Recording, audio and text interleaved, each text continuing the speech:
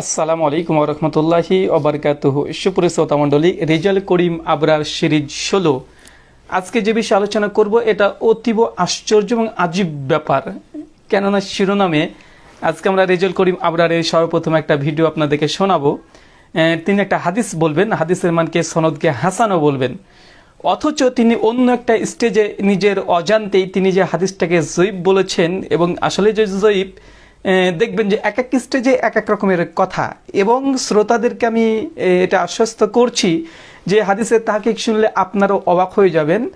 কারণ একজন মাশহুর একটা হাদিস, যেই হাদিসের ওপরে স্বয়ং হানাফিরাই তারা একাধিক কালাম করেছে। শুধু হানাফিরা নয়, রেজাল করিম আবরারও তিনি হাদিসের একজন রাবি প্রসঙ্গে আলোচনা করতে করতে তার উপরে জরা তথা আপত্তি করতে করতে করতে করতে মুখে ফেনা তুলে ফেলেছে।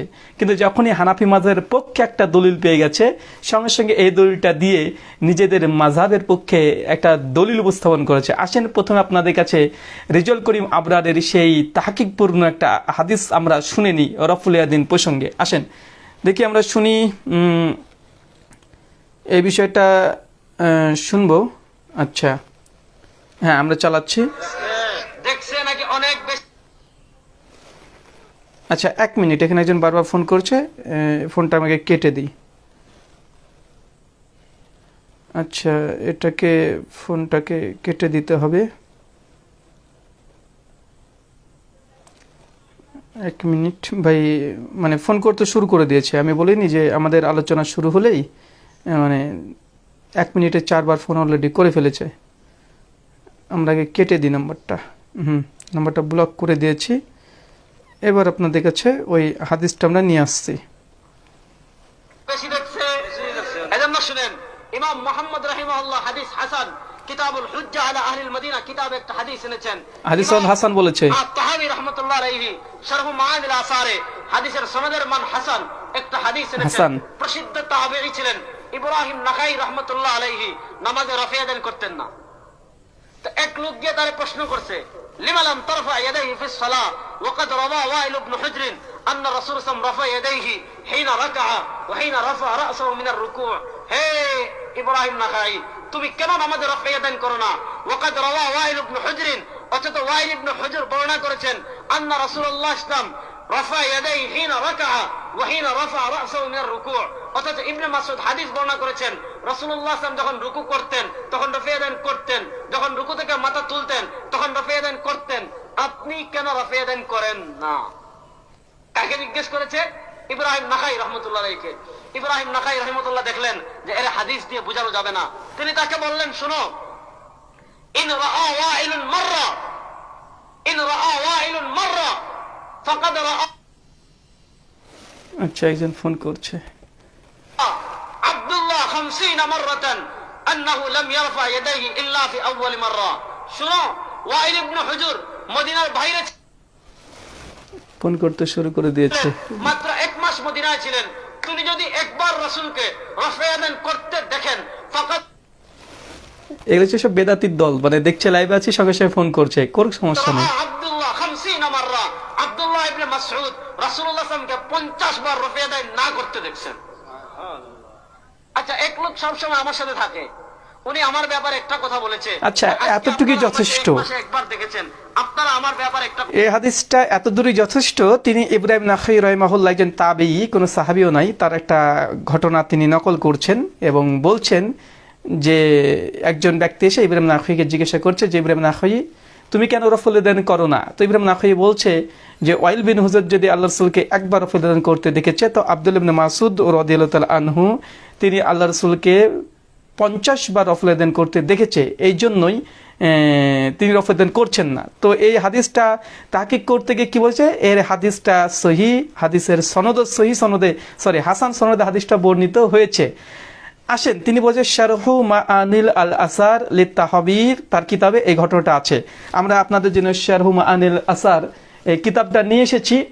এর শুধু সনদটা দেখবেন এবং সনদটা আপনাদেরকে আমি দেখাবো। সনদটা দেখলে বুঝতে পারবেন যে রেজাল করিম আবরার সাহেব তিনি যে কত বড় জঘন্য মিথ্যাচার করেছে তার নিজের কথা অনুযায়ী, এবং নিজে যে কত গালি খাওয়ার যোগ্য ব্যক্তি হয়ে গেছে হাদিসটা পেশ করে আপনারা নিজে বুঝতে পারবেন।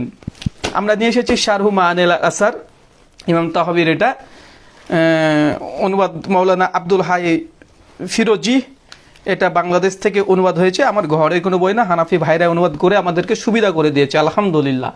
আসেন আমরা প্রথমে হাদিসটা দেখি।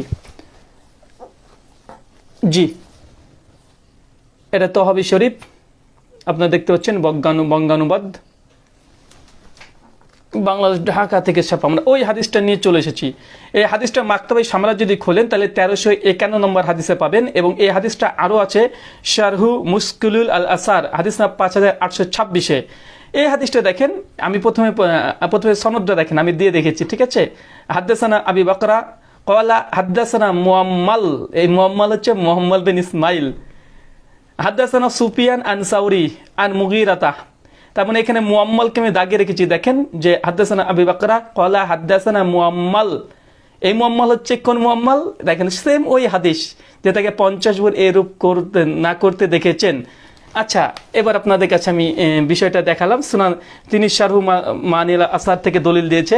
তো সুপ্রিয় শ্রোতা মণ্ডলী, উনি যে রেফারেন্সটা দিয়েছে যে আব্দুল ইবনে মাসউদ তাকে 50 বার রফদান করতে দেখে নাই আল্লাহ রসুলকে, এই মর্মে যে ইব্রাহিম নাখই একজন তাবির যে কলটা নিয়ে এসেছে, তিনি বলছেন হাদিসের সনদ হাসান, কিন্তু এই সনদ আপনারা কাকে পেয়েছেন? আন মুআম্মাল বিন ইসমাইল।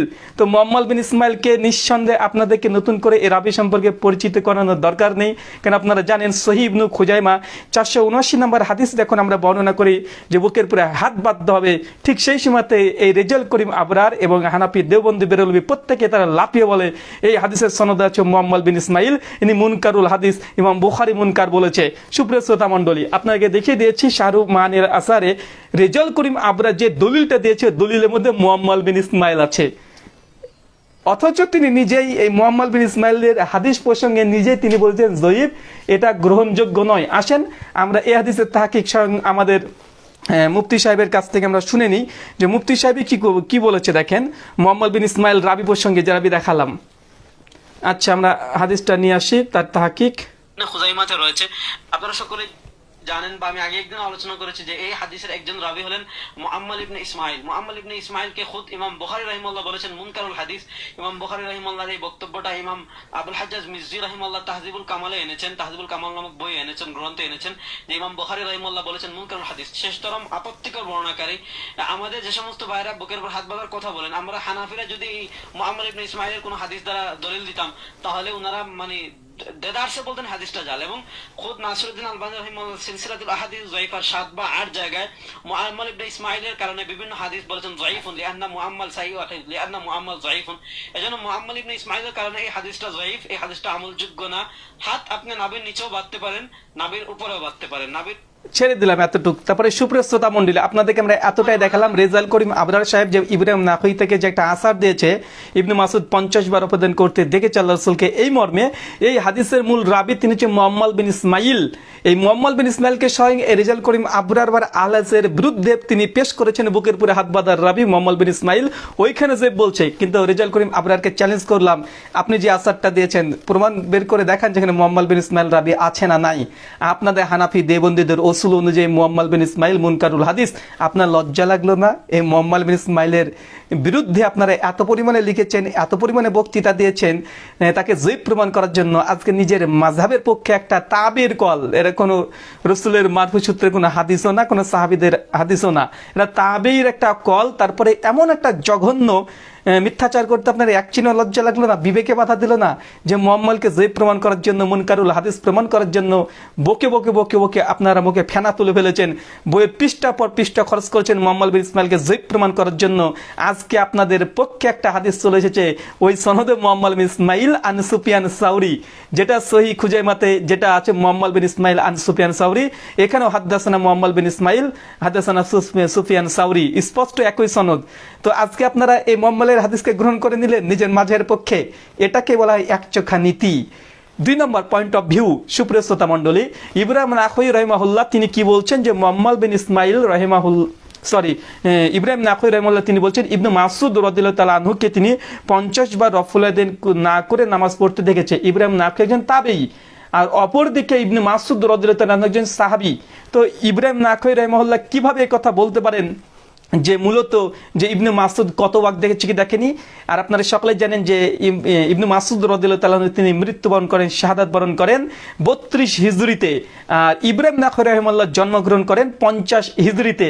মাঝখানে সনদে ইনকেতা বিচ্ছিন্ন আছে। ইব্রাহিম নাখই রাহিমাহুল্লাহর সঙ্গে ইবনে মাসুদের সাক্ষাৎই প্রমাণিত নয়।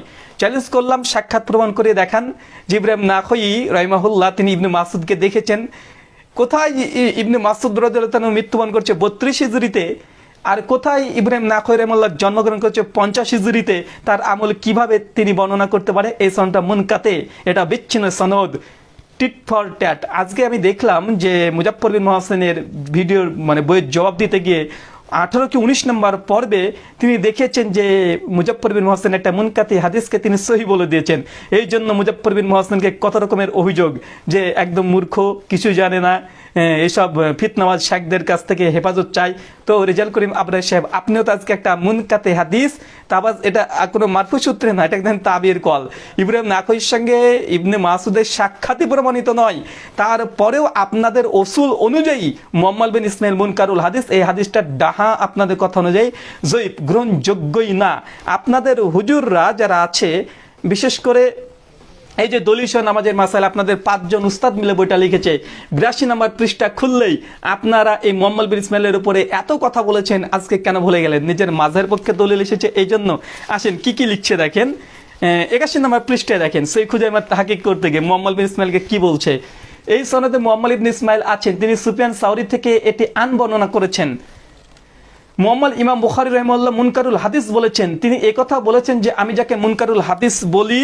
82 নম্বর পৃষ্ঠাতে মাওলানা আব্দুল মতিন সাহেব কি লিখছেন, বলবো তার সূত্র বর্ণনা করা বৈধ হবে না। তাছাড়া ইবনে সাদ বলেছেন যে তিনি বিশ্বস্ত, তবে অনেক ভুল করতেন। আবু জুরা রাহিমাহুল্লাহ তিনি বলেছেন তার হাদিসে অনেক ভুল হয়। আবি হাতেম রাহিমাহুল্লাহ তিনি বলেছেন তিনি সদুক, সত্যনিষ্ঠ, তবে প্রচুর ভুল করতেন, তার হাদিস লিপিবদ্ধ করা যাবে না। জারাত তাদিল 8ম খণ্ডের 374 পৃষ্ঠা। এরপর বলছি ইমাম দারাকুতনি তিনি বলেছেন কি, তিনি বিশ্বাস্ত, তবে অত্যাধিক ভুলের শিকার হতেন। ইয়া ইবনু মাইন থেকে বর্ণনা আছে সুফিয়ান সাউরির ক্ষেত্রে তিনি প্রমাণযোগ্য হওয়ার উপযুক্ত নয়। আর সুপ্রস্তুত আমন্ডলে আজকে যে রিওয়ায়াতটা আমরা দেখেছি, ওখানেও হাদাসানা মুহাম্মদ বিন ইসমাইল কলা হাদাসানা সুফিয়ান সাউরি, একই সনদ, একই জিনিস। যেখানে হানাফিরা দ্বারা একদম বুকের উপরে হাত বাঁধার হাদিসকে জয়ীফ প্রমাণ করেছে, ঠিক ওই একই কলা হাদাসানা মুহাম্মদ বিন ইসমাইল কলা হাদাসানা সুফিয়ান সাউরি। সুপ্রস্তুত মন্দির, এই জায়গাতে দুটো জিনিস আপনাদেরকে দেখালাম। প্রথম, এই হাদিসটা ইনকেতা আছে, বিচ্ছিন্ন সনদ, কেননা ইব্রাহিম নাখই জন তাবেঈ, ইবনে মাসুদের সঙ্গে সাক্ষাৎই প্রমাণিত নয়। ইবনে মাসুদ 32 মৃত্যুবরণ করে, আর ইব্রাহিম নাখই 85 জন্মগ্রহণ করে। কমপক্ষে ইবনে মাসুদের মৃত্যুর 18 বছর পরে ইব্রাহিম নাখই জন্মগ্রহণ করছে। পয়েন্ট নম্বর 2, এই হাদিসের সনদে, এই আসরের সনদে একজন রাবি আছে মুহাম্মদ বিন ইসমাইল। এই মুহাম্মদ বিন ইসমাইলকে হানাফিরা জোট বেঁধে একদম আন্দোলন করে, রীতিমতো মিছিল করে তারা জয়ীফ মুনকারুল হাদিস বলে তারা চিৎকার মেরেছে। কিন্তু আজকে এই রেজাল করিম আবরার তার পক্ষে দলিল যেহেতু এসেছে শাহরুহ মানিনাল আসার থেকে, এই দলিলটা উপস্থাপন করে দিয়েছে। বলেন জাহালাত কাকে দেখাবেন? আবার আমরা যদি ভুল ধরিয়ে দিই বলবে বাংলা পড়ুয়া। তো ভাই আপনি আরবি পড়ুয়া হয়ে কি করলেন রে ভাই? যেটা আপনাদের স্বীকৃত মূল অসুল নীতিমালা অনুযায়ী যে রাবি হচ্ছে মুনকারুল হাদিস জয়ীফ, কিন্তু আপনার মাযহারের পক্ষে এসেছে এই মুনকারুল হাদিসকে দিয়ে দলিল দিতে লজ্জা লাগে না? এক চিহ্ন বিবেকে বাধা দেয় না? যাই হোক সুপ্রিয় শ্রোতা মণ্ডলী, আজকে আমরা 16 নম্বর পর্ব এখানে শেষ করলাম। পরবর্তী সময়তে এরকম মজার তথ্য আমি আরো অনেক নিয়ে আসবো। ওদের তথ্য অনুযায়ী, ওদের অসুল অনুযায়ী ওদের হাদিসকে যে প্রমাণ করবো, আমি নিজের কাছ থেকে কিছু না, তাদেরই বই থেকে আমি আপনাদের কাছে দলিল দিয়ে খণ্ডন করছি। আজকের মতো আমরা এখানে বিদায় নিচ্ছি। ওয়া মা আলাইনা ইল্লাল বালাগ। আসসালামু আলাইকুম ওয়া রাহমাতুল্লাহ।